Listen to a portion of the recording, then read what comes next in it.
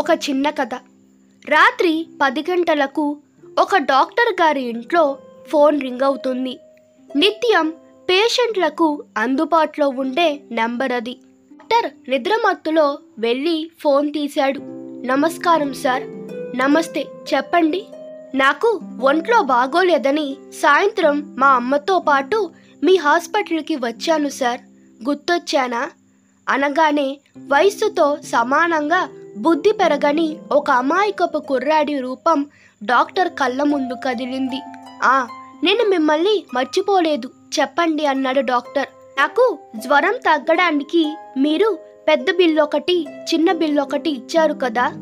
Okay, అవి వేసుకున్నారా? ఎలా ఉంది ఇప్పుడు? వైద్యం వికటించిందేమోనని కంగారుతో అడిగారు డాక్టర్. మీరు చెప్పినట్టు రాత్రి అన్నం తినాక ఆ 2 బిళ్ళలన్నీ వేసుకున్నాను. ఇప్పుడెలా ఉంది? ఏదైనా తేడాగా ఉందా? భయంగా ఉంది సార్ అన్నాడు ఆ అబ్బాయి. భయమా? ఎందుకు? అన్నం తిన్న వెంటనే పెద్ద బిళ్ళ ముందేసుకొని చిన్న బిళ్ళ తర్వాత వేసుకున్నాను. పర్వాలేదా? ఇంట్లో భయపడాల్సిందేముంది? లాలనగా అడిగాడు డాక్టర్. అంటే పెద్ద బిళ్ళ ముందెళ్ళి నేను తిన్న అన్నం మొత్తం అదే తినేస్తే వెనకాల వస్తున్న చిన్న బిళ్ళకు ఏమి మిగలదు కదా.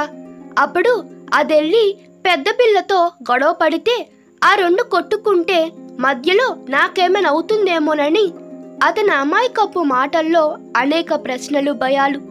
నువ్వు చాలా మంచోడివని, నిన్ను ఏమి చెయ్యొద్దని ఆ టాబ్లెట్స్కి ముందే చెప్పి ఇచ్చాను. కాబట్టి అవి లోపలికెళ్ళి కొట్టుకున్నా నిన్ను ఇబ్బంది పెట్టవు. మీరు అలా చెప్పిన మాట అవి వింటాయా సార్? వింటాయి. వినకపోతే ఎక్కడున్నా వచ్చి ఇంజెక్షన్ ఇచ్చేస్తానని వాడికి భయం అన్నాడు తెలివిగా సర్ది చెప్పారనుకుంటూ. అవును, ఇలాంటి భయం నీకెందుకు వచ్చింది? డాక్టర్ తిరుగు ప్రశ్న వేశాడు. మా ఇంట్లో అంతే సార్. పెద్దోడు స్కూల్ నుంచి ముందొచ్చి అన్నం మొత్తం తినేస్తాడు. ఆ తర్వాత చిన్నోడొచ్చి నాకేమి మిగిల్చలేదని పెద్దోడితో గొడవ వేసుకుంటాడు. ఇంతలో మా నాన్న వచ్చి వాళ్ళిద్దరూ కొట్టుకుంటే ఆపలేవా అని నన్ను కొడతాడు.